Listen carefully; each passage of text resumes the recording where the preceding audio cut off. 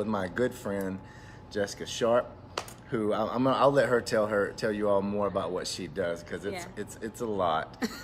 My intro to her is Jessica and I met. If you follow my page earlier, I think it was yesterday, I posted your TED Talk, and we actually met 2 years ago at TEDx Greenville, where Jessica did a talk on poverty and how it impacts the brain. And y'all know in the work that I do, I'm always interested in our brain, how it develops, how it changes, and how we can heal the best that we can. And so when she talked about that day, it really struck me. And we've kind of worked together a lot since then. She does a lot of work with our schools, and I think, I thank you for that publicly now. I always do, but a lot of other stuff. So before we kind of dive in, do you want to kind of introduce yourself and what you do? Yeah. So I kind of refer to myself right now as like the brain lady. So I work at the YMCA. So that I'm wearing like my Y swag today. Today's a big fundraising day for us. I don't know if I should look at you or the camera. You can do both. Okay, I'm just gonna like go back and forth. So I'll look at y'all. I'll look at. But speaking of t-shirts, can you guess? I'm gonna put you on the spot. Yes. Can you guess? I'm a little extra. Can you guess why I'm rocking a Tupac shirt? Oh, I'm gonna fail because you love him. Well, obviously. Rest in peace. But one of my favorite quotes from Tupac was, "They got money for wars, but can't feed the poor." Look at him. Always Isn't next he level. So great. Go ahead. So I work at the Y, but I also do consulting. So I have a company called Sharp Brain Consulting. I work primarily with schools, to TJ's point, with nonprofits. My passion is essentially working with organizations that support young people, and particularly vulnerable young people. So that looks like kiddos who are in poverty, that looks like young people who are in foster care. But I'm really interested in kind of blowing up systems, because a lot of our systems are either broken by design or broken for all kinds of other reasons. So I just kind of do a lot of different things, and try to just like change the world one little day, one kid at a time. That's right. Yeah. So, I don't like making assumptions. And poverty is a word that is used in a lot of different ways. You talk about systems. We talk about it in terms of generational poverty. We talk about federal guidelines, and some people I've heard people say poverty's a mindset. When you talk about poverty, specifically within the context of how it affects us and how it affects our brain, can you kind of define what you mean by when you say poverty? Yeah. So I won't give you the like actual definition that I use in presentations, because I won't quote it. I'll get it wrong. But essentially, poverty is this macro level thing that starts with not having enough funds, right? And so that means more than likely for most folks who live in poverty, not having the ability to pay their bills and to get through day by day. But that kind of underlying thing means that it impacts literally everything else. It impacts their body, their soul, their mind, everything. And so this idea that poverty is a mindset, kind of, but ultimately it starts with a lack of funds that then impacts everything else, because when you can't pay your bills, or you can't, put food on your kid's table, it literally impacts everything else that you're able to do and see and feel. So it is much more than just the lack of cash, and it is much more than just, a mindset. It's kind of this very holistic thing. Okay. So we had, this is the fourth video I've done, and I know folks have probably heard me talk about trauma in the brain before, but in these sessions, we haven't really dug in deep to that. So you're going to be kind of, the one to really dig home. And I'm excited for folks to hear that. So I'm gonna turn you loose now. Turn me loose. Turn me loose. So tell us, how does poverty affect our brain? Yeah. So I'm gonna get sciencey with you, but just go with me, because I try to make it relatable. So normally I talk about 3 ways poverty impacts the brain when I talk to teachers. Today I'm going to talk about 2, because the third I'll probably hit in a little bit, but it really impacts students in the classroom. So I'm going to first start with your amygdala. It's in the back part of your brain. Back here, it's part of the limbic system. It is responsible for most of our unconscious activity. So most of the time, we are operating unconsciously, right? So you've probably driven to work and literally don't remember the drive, right? Because your brain is just on autopilot, which is actually a good thing. Because if your brain had to process literally everything, it would be too much. And so that part of the brain also is the kind of fear center of our brain. And so its function ultimately is to keep us safe. And so it is kind of constantly scanning environments to say, is this safe? Is this not safe? Am I good? Am I not good? Right? And so when we walk into a space, our brain is like, is this safe? Okay, awesome. I'm going to keep operating as I want to. If it doesn't feel safe, I'm going to fight, flight, or freeze, right? I'm going to respond. I'm going to get the heck out, or I'm going to freeze and say, I don't know what to do, right? It's also the part of our brain that attaches emotions to memory. And because it essentially just acts, right? Because it's, when I walk into a space, if it's not safe, I just act, right? It can make us seem impulsive, specifically young people. So I told you I work with a lot of students. And so I work primarily with middle and high school students, mostly high school students. The amygdala, the way the brain develops is from the back to the front. So the amygdala is fully developed in really like older middle school students. So know that the amygdala, fight or flight, fear center of the brain, keeps us safe, unconscious activity, right? So I'm going to circle back to the amygdala. So hold that piece in your brain. So then the prefrontal cortex, right behind our forehead, which is my favorite part of the brain. Why is it your favorite? I'm going to tell you. It is responsible for what we call these executive functioning. So essentially, it's what makes us adults. It separates us from most animals except for chimpanzees. And their brains are similar to ours, funny enough. But it helps us with planning, organizing, thinking into the future, what teachers call chunking. So like, I'm not going to wait until the night before a project is due. I'm actually going to like do it a little bit at a time, right? In the best of circumstances, that doesn't fully develop until our early 20s, right? So those are two things to know. I've read an article the other day that said that like in men sometimes it's almost 40. So we have an excuse, I guess. That's why I'm single. That's what I'm going to say. Next time someone asks me, because they ask me sometimes, I'm going to say because their brains are developed yet. So, and then the other thing I'll tell you before I circle back is that at the core, our brain is a social organ. We want to be in communities with people, and other people matter a lot, right? Because a whole bunch of years ago, we needed to be in communities literally to be safe, right? So I'm going to circle back to the amygdala. And what I'm going to say is true for folks who have grown up in poverty from like 0 to like 3, from like 7 to like 9, or just forever, right? My dad lived in poverty from about 0 to 19. For folks who are living in poverty in those examples, their amygdala is larger and more attuned to environmental threats. Now, those are just science words to say that their amygdala is on guard even more, and that it's even more sensitive, right? And so these like social stabs, social digs, things that to me may feel like, oh, that's not a big deal, right? They feel very, very intense. And our brain does not always understand the difference between emotional pain and physical pain, right? So what that means is that folks who are living in poverty are more likely to be on guard, right? Because they are literally identifying if places are safe for them. And it also means that for specifically young people, they are more likely to be impulsive because their amygdala is just more active. It's bigger. It's that muscle, right? Our brains are a muscle, right? That muscle is just very strong and very activated. It's like they got this whole big old muscle right here.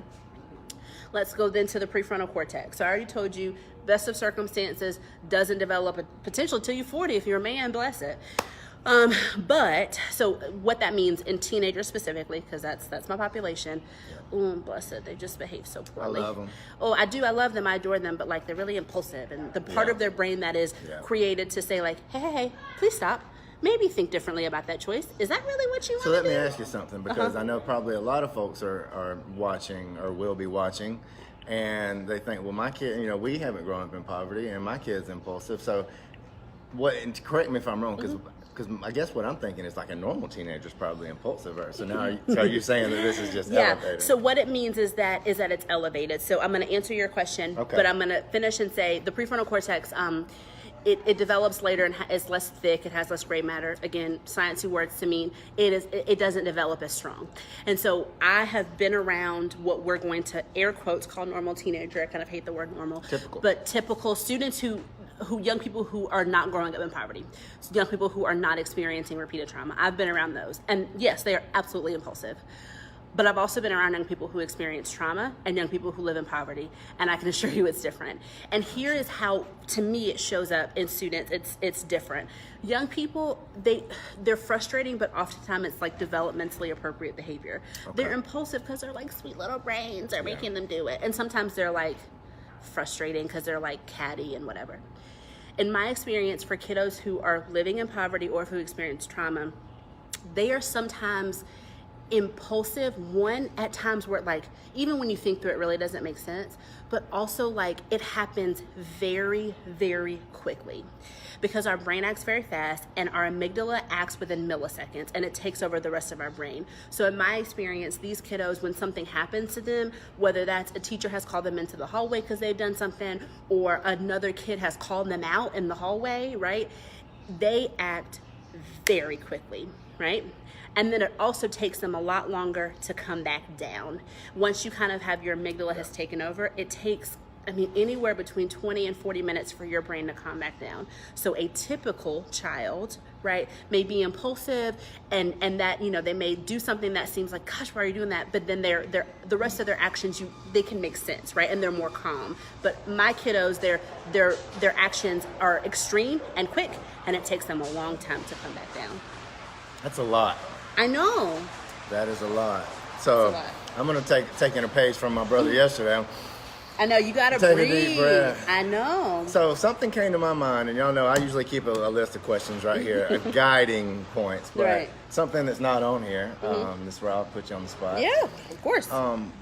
When you talk about somebody that is growing up in poverty and they're having an enlarged amygdala, and a lot of times we both have called that like the smoke alarm to our brain. So it's you're scanning for threats because you want to stay safe. Yeah.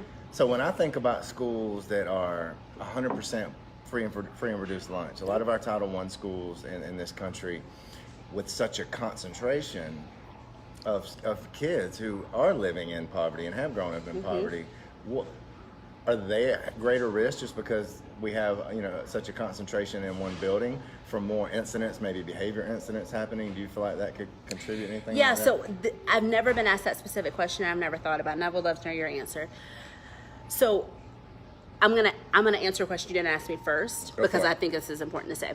I think that in an ideal scenario, schools would be mixed from a demographic perspective, and I've worked with lots of different schools because the problem is when you've got a school where every kid has a lot of need, it's really hard to spend a lot of time with individual students because every kid has a lot of need, right? But at the same time, I don't actually think that kiddos who are at a Title I school are more likely to have experiences that are, essentially that set their brains off. Okay. Because I think that almost anything can have them set them off, and there are, students click up. It's a developmentally appropriate thing, and so there are groups of low-income students. There are a group of students who've experienced repeated trauma at any school, and so if a kid wanted to seek those students out, they would. And so I don't actually think so, but I'd love to know if you think I'm wrong. But at the same time, I think best case scenario is a school where there's diversity around income because the adults in that building are then better equipped to meet the different needs of students. Because in my experience, when you've got a school where every kid has a need, it's just so hard to meet all of it, and I think it's a little bit more mentally and emotionally exhausting. I don't think you're right or wrong. I just, it's an interesting topic, and it's something I think about. I've noticed population growth over certain schools, and sometimes I think that when you do have that when you're walking around at more a heightened state of awareness because of that, and it's not just. You just gave us the biological reason. If you've got an enlarged amygdala that's always scanning and looking for threats, so if there's 10 of us in a room and maybe 2 of us are in that position versus all 10 of us being in that position. Yeah, no, you're right. Is it going to be more likely that something is going to escalate with all 10 of us being in that position? No, I think you actually might be right. I've thought about it, and I don't know. I need to think more about this. Circle back with me, y'all. I see some educators in the I think TJ room, may be right. So if y'all have any comments on that, drop it in the comments here. Yeah, but either way, I think diversity of income is better. Absolutely. So what are some things that actually? Let me back up. I had a friend earlier today who knows I was coming on with you, and I don't know that they're on right now, but they asked me, and so if you see me during the week, I do take requests. They asked me to see if you could talk about the effects of generational poverty on this topic. Oh, yeah. Sorry, that was really aggressive. So I haven't done as much research as I want to around essentially the biological impact of generational poverty, because I know that there are some, right? But I think I think from the research I've done and what I have seen, I think that, and I also I want to be really clear when I talk about these things. I always like to say that, like, I never make judgment statements about people. Like, my grandparents lived in poverty. Like, my dad did. I mean, I don't think that people who live in poverty are better or worse. I think it is just like they happen to live in poverty, right? So I always want to like blanket statement that these are not judgment statements, right? That we have some systems that are broken.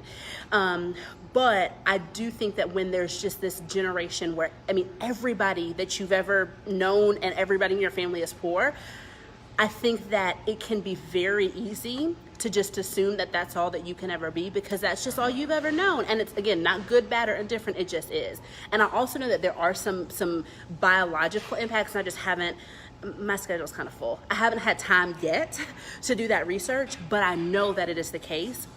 And also, I know that there are more things like there, you know, at a minimum, health issues, right? If again, everybody in your life has been poor, there's just a level of life that is different. You know, everybody on my dad's side up until like me and my cousins have been poor, right? My dad is abnormal, and he just decided he didn't want to be poor, and so he did some stuff to get out of poverty. But I feel like it was just like, it was both normal that, you know, that everybody would be poor. And I mean, my grandpa, who I believe Queen Brene says this, everybody does the best they can with what they have. And I believe everybody in my family, this to be true for them. But my grandpa was like, why are you going to go to college? You need to go to the shipyard. You need to get a job. You need to have income, because everybody else did that. And so it was like, of course you are going to do that because that's what everybody else does, right? But if there isn't this generation of poverty, I think that maybe you view the world a little bit differently. And it's not because you are bad. It's because you're doing the best with what you have, and what you have looks different. I was gonna use that quote. Queen Brene. You stole it. That assumption changed my life. I know, me too. So you know, this is not totally on topic, but Brene Brown, who and Queen Brene is how I refer to her. You know, she encourages. She said, you know, it's not always easy, but if you can assume that people are doing the best they can, it'll rock your world, and it really does. And when you apply it to this, I think about, you know, I can definitely relate. My mother broke a lot of cycles in my family, and generational poverty was one. And I think back into some of the older generations, and I can remember hearing people say things like, oh, when you get so-and-so age, go and get your disability. You know what I mean? Right. And I don't necessarily always assume that it was just, oh, we want to mooch. Like, who wants to live off $700 a month for the rest of their life? But I feel like over generations, they had found that was the best option they had. Right. Kara Foster Lee. She's the best. She says, I know folks who have shared that they didn't know their household was any different than being exposed to something differently on both sides. We don't know what we don't know. Right. I mean, and that's why we, you know, those of us who work with young people are going to advocate all day long for experiences, for sharing new things with them, for, you know, having them have conversations that are different than their norm. And part of that just exposure, I mean, it creates a different outlook and allows them to say, I didn't even think that I could be an engineer. I didn't even think that I could, I could regularly go to the Drive Stadium, right? Like, all of these things are they open their eyes to something that they just didn't know because they just didn't know. So let's kind of take a turn towards the positive. Yeah, because as we were talking about that, when you were talking about generational poverty, one of the things I could think of was we don't even have to get up into the brain. It's just if you can give somebody some hope.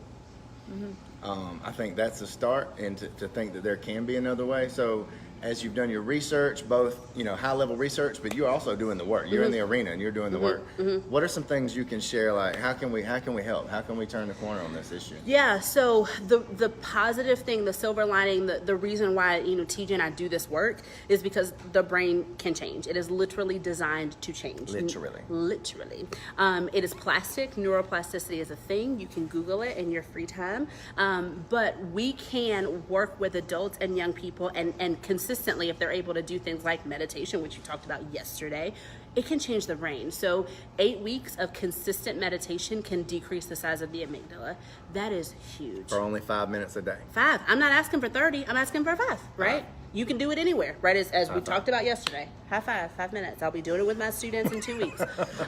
So, I mean, things like mindfulness, right? Specifically for my young people, the way that I often see poverty and trauma expressed through them is through anger. Anger is a secondary emotion. I recognize often that underneath that is fear, right? And if they're able to be mindful and kind of just be very aware of what's happening, they're able to have a little bit more control of their emotions, right? And so again, the positive is that through, things like mindfulness and meditation, the brain can change. And there's a lot of research around, specifically when we talk about trauma, things like resiliency and the work that we can do, putting adults in the lives of young people. So when people ask me things like, what can I do to impact poverty? Because the reality is, ultimately, we have a lot of systems that need to change in order to make sweeping changes, right? So I'm going to encourage you all the time to vote. I, work for a program called Youth in Government. We advocate for everybody all the time to vote, right?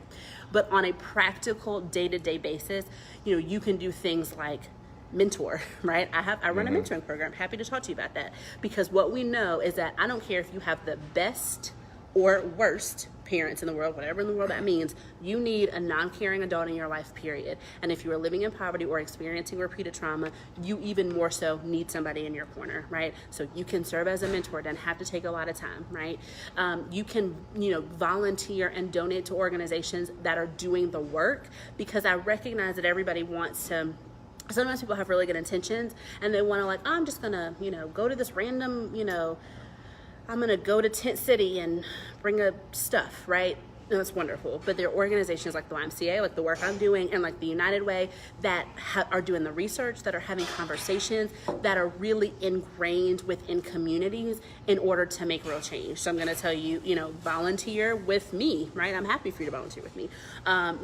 Become a donor with me if you want to. Become a donor to the United Way. I mean, they are working to shift and change the game in terms of poverty in Greenville, and they're doing that at both an on-the-ground level and a systems level, and it requires both. So all of us, have a part to play, and even if it's things like having these kinds of conversations with people, because again, I go back to voting, right? And if everybody who votes understands that poverty changes the brain and that poor people aren't stupid, aren't lazy, aren't bad, aren't all of the things that you will see on all of the certain TV shows and networks that sometimes we'll watch.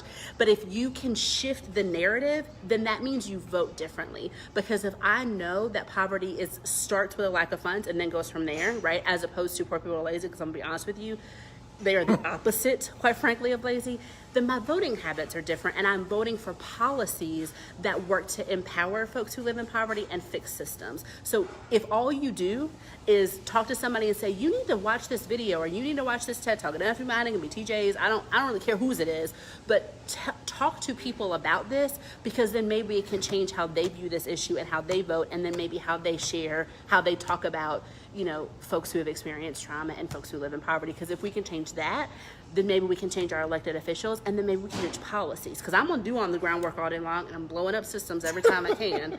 But we also need some policy changes too. You seem almost like you're passionate about this issue. Only a little. Only a little. Don't get me on a soapbox now, because I will. Hold on a minute.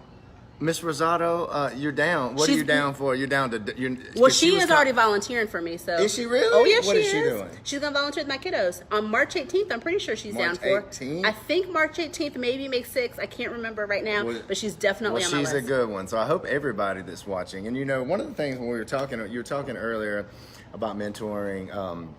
You have Queen Brene, and I love Brene Brown, but I guess I'll say Brother Bruce. Brother Bruce, oh, that's so perfect. Because Dr. Bruce Perry is kind of like who I want to be when I grow up. And I was actually rereading. We're rereading it. I was just listening to it today. We're rereading The Boy Who Was Raised as a Dog by Dr. Bruce Perry. Highly recommend this book. And last night he was talking about working with kids who had been through, the whole ringer. And I love what he said, because he said at the end of the day, the best intervention that we can give a kid who's been through trauma is to just try to increase the odds of the number of supportive, consistent relationships that he has with adults. Yeah. So, one, yes, I'm going to add on what you said. One, mentor, and get with her. Yeah. Mentor. Please. And especially if you're mentoring an older kid, 7th, 8th, but especially high school, don't be afraid to talk about these things, and don't assume that they have generational knowledge is something we haven't talked about either. But as far as social capital, don't assume that a teenager knows simple things like if you get a credit card, there's a difference in 3% interest and 30% interest. If you take out a student loan and it's $10,000 and your tuition is $5,000, which I'm making those numbers up obviously, and you have that $5,000 extra. If you ask a teenager, what would you do with that extra $5,000? I'm gonna ball out. I'm gonna get my hair done. You got to pay that money back. Right. They don't know that. So if you're mentoring, have those real conversations with them, because that is you really caring, because that's knowledge that everybody doesn't have. We're privileged to know that, whether it's been given or we got it on our own. Can I add something real quick? Please. Okay, I'm going to add something real quick. At some point, you're just going to make me stop talking. But, so we're in Greenville, right? So I'm going to give you very high level. I won't go in the weeds, but I can later. But economic mobility is this concept of moving up the income ladder. Everybody has an economic mobility story. The South is very hard in terms of economic mobility. Greenville in particular is very hard. So if you are born in the bottom, like basically, the bottom percentage of finances, you have something like 4% chance of moving all the way to the top. If you are a minority, you have about a 2% chance. If you are a black male, you have a 1.4% chance. And part of the factors that keep people stuck are things like social capital and both like who you know, but then also what you know. So I was really lucky. My dad told me things like, don't go get a credit card when you go to college, right? But I have a whole lot of friends who just didn't know that because their parents didn't know that. So this idea of social capital and being able to pick up a phone and say, hey, I need an internship. Who do you know that can get me one? That's huge. And a lot of people in poverty don't have it. And it's partly why they are stuck in poverty. So economic mobility is a thing. So I'm going to get real specific when you're talking about voting. I just went through, for those of you that live in Greenville, GreenLink is our public transit system, specifically the bus transit. You should talk to Nicole on this thing. Yeah, so hey, well. You should talk to Nicole. I'll talk to y'all. Okay. We're trying. Nicole, hey. Nicole, you're so busy. We're trying. So as you're voting, understand that when we talk about poor people people who are in poverty are not lazy. A lot of it's opportunity. I have a car. I can drive to work. But let's say you're someone who has the best job you can get right now, or the job you choose to get is in service industry. Well, a lot of those places close late. You can get to your job on the bus. You can't get home on the bus. So I can tell you right now, if you want to vote for an issue that is going to help people get themselves out of poverty, go to your county council, your city council meetings, and demand that we have more money for extended hours on transit. Those are some of the things locally that you can go vote, and I promise you can make a difference today. I mean, really, we have a pretty exceptional city council, and we have some pretty exceptional individual county council members, but the reality is city council is taking a lot of the hit on this. County council has to do better, period. And the reality is a lot of the folks who are not doing better is because their constituents don't feel like it's important. There's this belief that only poor people use the bus. One, that's not true. And two, and if it was, I don't really care. But county council meets on the first Tuesday at 6:30. They're meeting tomorrow. They are talking about some LGBTQ stuff that is pretty infuriating also. But county council is where the change needs to happen. City council is doing a lot of really good work. And like I said, we've got some individual amazing county council people, but as a collective group, y'all, we need to push them a little. A little bit. Probably a lot bit. And again, Greenville is small enough where you can. Yeah, I mean, I know mine. We're going to lunch this week. She's lovely, but... And if you are a city or a county council member and you would like to come on this show with me and have a chat about issues that are affecting our community, please shoot me an inbox message, and I would love to have some of y'all. Yeah, because I mean, the reality is like we need to do better. I mean, this is not really where this conversation is going, but I am a person of faith. I know we're in the South, so lots of people are, but to me, like Jesus told me to love people, so I'm trying. But, I mean, I need some policies in place to help me love people better, so. Okay, so we're kind of coming to a close. I'm talking about Jesus and drinking a beer. This is first miracle. First one. That's, so this is the place where I kind of like give you the floor to like anything, if you want to tell people how to contact you, any final thoughts on the issue. Yeah. I don't have any questions that are waiting on us, Cool. So close us out. I can talk about this all day with anybody. I am open to both answering questions and having hard conversations. I'm always open to people who don't agree with me, right? And so I'm happy to have these conversations, anywhere, anytime. I'm on Facebook. I'm sure TJ will tag me. I'm on Instagram and Twitter at Sharp, JES. You can email me, jessica@sharpbrainconsulting.com. I care a lot about this. I care a lot about our students, particularly those, again, who are living in poverty and who experience trauma. I care about all of them, but I care uniquely about those. And I feel like there are some systems in place that are holding some of them back. And so I'm happy to talk more about how we can blow up some systems and better support our students and adults. Love you. Thank you. Thanks. I love you too. Y'all. And his Tupac shirt is so appropriate. They got money for the war, but they can't feed the poor. What's up with that, y'all? What is up with that? Vote! Please vote. All right, so check it out. Thank you all. Please share this video on your timeline. People can watch it after the fact just the same. I have a lot of these lined up for different topics, but if there's a specific topic that you're interested in that you'd like to see a video on, shoot me a message. We can work around it. Or if there's somebody that you know that you think would be good on here, or if you or somebody you want to come on here and talk, let me know. Like, this is about we're better together, we're stronger together. It takes a village to heal. And that's the whole point of these village chats. So thank you. Come show Reds at 28 some love. Y'all have a good night. Bye.